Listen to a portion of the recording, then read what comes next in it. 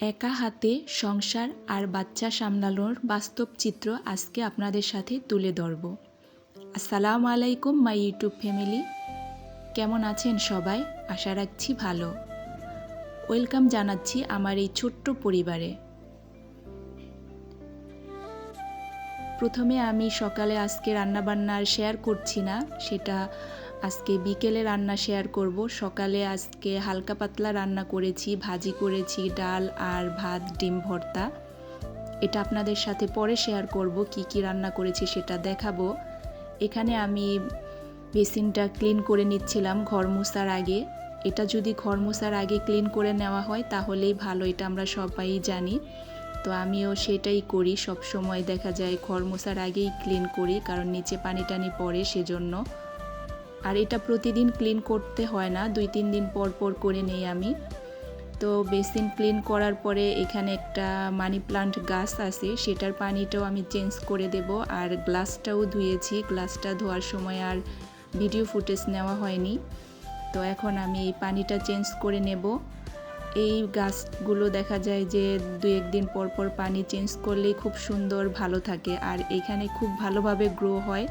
তখনই কেউ একজন বাসায় আসলে তখন বলে যে এই গাছটা আমাকে দিয়ে দাও, তো তাকে আবার দিয়ে আবার নতুন করে রাখি। এভাবে রাখলে অনেক শিকড় গজায়, তখন সে আবার ওটা নিয়ে দেখা যায় তার বাসায় রাখে, তার ওখান থেকে অনেক গাছ হয়।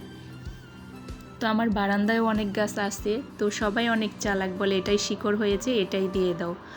তো এই যে আমার কাজ করার সাথী, আমার সব কিছুর সাথী আমার ছোট্ট বেবি, সে এখানে আছে। তো সে হচ্ছে যে এই যে এখন ডাইনিংয়ের উপরে উঠবে। অনেক আপুরা আছেন যারা ডাইনিংয়ের উপর অনেক সুন্দর করে সাজিয়ে রাখেন, আর আমার এই যে সানা, এই সানা ডাইনিংয়ের উপরে ওঠে, আর এই যে সবসময় উল্টো জুতো পরে। ওই বেবিগুলোকেও দেখছি সেম অবস্থা, ছোটোবেলায় ঠিক জুতো ওরা পরেই না, সবসময় উল্টো জুতো পরে। এর জন্য আমি দেখা যায় ডাইনিং টেবিল সেভাবে অনেক সুন্দর করে অনেক কিছু দিয়ে সাজিয়ে রাখতে পারি না। তো ওদিকে দেখাচ্ছিলাম এখন ওই বেডরুমটা আমি ঝেড়ে নিয়েছি। তারপরে হচ্ছে যে এই যে আমার বড় কন্যা, তিনি এখানে লেখাপড়া করছেন। মাশাআল্লাহ, তার হাতের লেখা অনেক সুন্দর। তো এখানে তার সাথেও আবার আমার সাথে সাথে যে ছোটোজনও চলে আসছে। তো ভিডিওর এই পর্যায়ে এসে বলছি, যারা এখনও ভিডিওতে লাইক দেননি প্লিজ দয়া করে একটা লাইক দিয়ে কন্টিনিউ করেন, আর যারা এই কাজটি করে দিয়েছেন তাদেরকে জানাই অসংখ্য অসংখ্য ধন্যবাদ। আপনারা যদি এই ধরনের লাইফস্টাইল ব্লগ দেখতে পছন্দ করেন তাহলে আমার চ্যানেলটাকে সাবস্ক্রাইব করে পাশে অল বাটনে ক্লিক করে দেবেন। আমি যখনই কোনো নতুন ভিডিও ছাড়ব আপনাদের কাছে নোটিফিকেশন চলে যাবে, আর আপনারা আপনাদের সময় সুযোগ মতো দেখে নিতে পারবেন।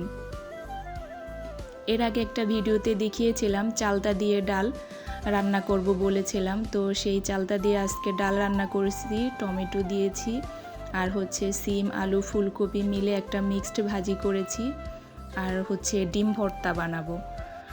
তো মাছ রান্না করার ইচ্ছে ছিল, তো দেখা যায় কি আমি ডালটা আগেই প্রেশার কুকারে রাতে সিটি দিয়ে রেখেছিলাম, সেজন্য ডালটা হয়েছে, না হয় ডালটা করতে আমার কষ্ট হতো। আর ভাত বসিয়ে রেখেছি, কখন হবে জানি না, একেবারে হুট করে গ্যাসটা চলে গেছে।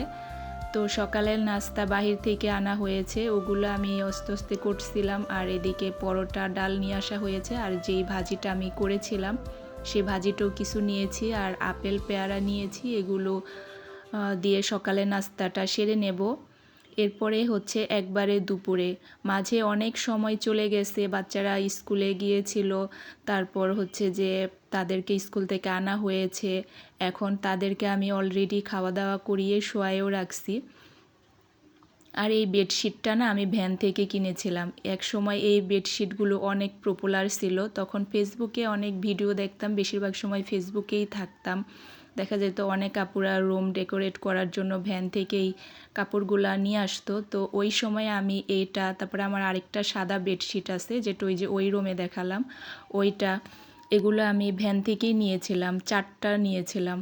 এই যে এখন বাচ্চা হচ্ছে 2.5টা। আসলে ছোট বাচ্চাদের মায়ের কোনো ফিক্সড কোনো সময়ে কাজ থাকে না, যখন সে সুযোগ পায় তখনই করে নিতে হয়। একা হাতের সংসার, বাচ্চা সামলানো এতটাও ইজি না যে এখন করব না তখন করব। আর এদিকে হচ্ছে আমি বেডশিট চেঞ্জ করে সুকেসটাও একটু ক্লিন, এমনিতে অত এই রুমে ময়লা না কম আসে, কারণ এই দিকটা হচ্ছে একটু ইস্ট সাইড, এই রুমে বাতাস সব কিছুই কম আসে। তো হালকা এটা একটু ক্লিন করে নিলাম। এরপর হচ্ছে যে আমি যে বেডশিটগুলো উঠিয়েছি সেগুলো ওয়াশিং মেশিনে দিয়ে দিব। আর সাথে আমার দুপুরেরও কিছু কাপড় ছিল, এটা দেব দেখে আমি তখন আর চালু করিনি, যে চিন্তা করেছি একবারেই পরে দিব। তো সেটাই করেছিলাম। এই যে এদিকে সে তার কাজ করতেছে আর আমি আমার কাজ করতেছি। আর এই রুমে হচ্ছে আমার 2 কন্যা এখন শুয়ে আছে। আর কিছুক্ষণ পরে 3টা বাজলে আবার বড় মেয়েকে উঠানো হবে, তাকে মাদ্রাসায় দিয়ে আসবো। আর ছেলে এখন এই বছর আর যায় না, ও অলরেডি 5 বার মাদ্রাসায় খতম দিয়ে ফেলেছে। তারপর সূরা মুলক আর রহমান, ইয়াসিন আর ওয়াকিয়া এই 4টা মুখস্থ করেছে। তো এবার 6-এ উঠেছে, এর জন্য ওকে আমি 4টা থেকে আবার কোচিংয়ে দিয়েছি, সেজন্য আর এবছর ওকে দেওয়া হয় না। এই যে সেও ঘুমাচ্ছে, তাকে আবার 4টা পৌনে 4টা বাজে উঠাবো, সে আসরের নামাজ পড়ে আবার কোচিংয়ে চলে যাবে। তো তারা ঘুমাচ্ছে, এই ফাঁকে কিন্তু আমি অনেক কাজ করে নিচ্ছিলাম। আর আপুদের ভিডিও ছেড়ে ছেড়ে রাখছিলাম, আবার মাঝে ব্রেক নিয়ে আবার একটু ভিডিও করছিলাম, কারণ একটানা যখন মোবাইলে বেশিক্ষণ ভিডিও দেখা হয় এমনিও কমেন্ট ব্লক খেতে হয়। তারপরে আবার আমার ছোট ছোট ভিডিও ফুটেজগুলো নিতে হয়। এই ভিডিও ফুটেজগুলো অনেক খণ্ড খণ্ড থাকে, কারণ অনেক ভিডিও দেখতে হয়, মাঝে মাঝে একটু একটু করে করতে হয়, ভিডিও করতে হয়। আর এই যে ড্রয়িং রুমও এরা এখন খেলনা টেলনা সব গুছিয়ে রেখেছে, আবার উঠে শুরু করে দেবে, সব নিয়ে আসবে। আর এই দিকে আমার কর্নার সোফার এই মাপটাও নিয়ে গেছে গতকাল রাতে, হয়তো সময় লাগবে, তাও আমার ইচ্ছা যে আমি যাতে ঈদের আগে সোফাটা পাই বাসায়, এরকমই আছে প্ল্যান। এরপর হচ্ছে আসরের পরে আমি গরুর মাংস বের করেছি, এটা রাতে রান্না করে রাখবো, কারণ সকালে যে গ্যাসের অবস্থা থাকে তখন রান্না করে কোনোভাবেই সম্ভব না। খুব ভোরে উঠে দেখা যায় নামাজ পড়তে হয়, কোরআন পড়তে হয়, বাচ্চাদের স্কুলে যাওয়ার পেরেশানি থাকে, তখন দেখা যায় কি এত দৌড়ঝাঁপের মধ্যে করা যায় না, এর জন্য রাতেই আজকে করে রাখবো। আর আমার মতে এরকম মাংসের মধ্যে গাজর কে কে দেন অবশ্যই কমেন্টে জানাবেন। আর আমার আজকের সারাদিনের ভিডিওটা কেমন লাগলো অবশ্যই কমেন্টে জানাবেন। জানি না এখনও কে কে আছেন, যারা আছেন অবশ্যই একটা লাইক দিয়ে বাকিটা কন্টিনিউ করবেন। আর এখানে হচ্ছে যে আমি গরুর মাংসটা প্রেসারে ভালোভাবে কষিয়ে নিচ্ছিলাম, তারপরে হচ্ছে যে সিটি দিয়ে পাতিলে ঢেলে দেব। ভালোভাবে আগে যদি কষানো না হয়, প্রথমেই সিটি দেওয়া হলে না স্বাদটা সেভাবে ভালো আসে না, এজন্য আমি ভালোভাবে মাংসটা কষিয়ে নিয়েছিলাম। এরপরে যে হচ্ছে যে আমি অন্য পাতিলে ঢেলে দিয়েছি, আর এখন আলুটা দেব। যদি আলুটা নতুন আলু তো বেশি সময় লাগে না, পুরনো আলু হলে দেখা যেত আরেকটা সিটি প্রেসারে দিয়ে তারপরেই করতাম। তো এখানে দেখা যাবে কষাইতে কষাইতে হয়ে যাবে, এর জন্য আর আলাদা করে আমার আলুতে সিটি দিতে হবে না, এখানে আর একটু কষাবো। এরপর হচ্ছে যে এখানে আমি আরও মশলা অ্যাড করব, যেমন হচ্ছে যে সব ধরনের গরম মশলা দিয়ে একটা বাটা মানে বেটে রেখে দেই, ওই মশলাটা দেব। এখানে এগুলোই হচ্ছিল রান্না বান্না বিকেলের। এভাবে যদি কাজ আগিয়ে রাখা না হয় তাহলে দেখা যায় কি ছোট বাচ্চা নিয়ে করা সম্ভব না, শুধু এর কাজই করব, ফাঁকে ফাঁকে কিন্তু ওর সাথেও আমি সময় দিচ্ছিলাম, ও আমার সাথে সাথেই আছে, ঘুম থেকে তখন সে উঠে গেছে।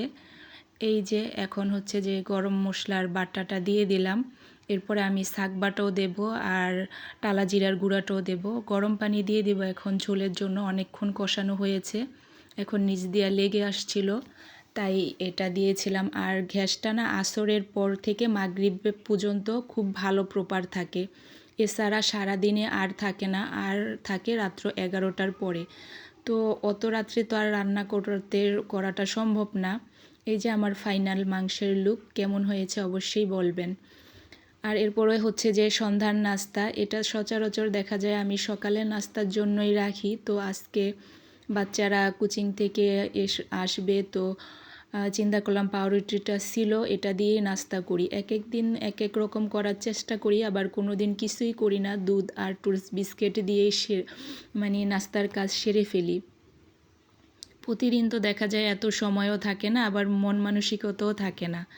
এই যে এগুলো আমার করা শেষ হয়ে গেছে, তারপরে হচ্ছে যে বাচ্চাদের সন্ধ্যার নাস্তা খাওয়ানো শেষ করে আবার পড়াতে বসিয়েছি। এইভাবে দেখা যায় যে সারাদিন স্টেপ বাই স্টেপ কাজগুলো আমি করে নেই।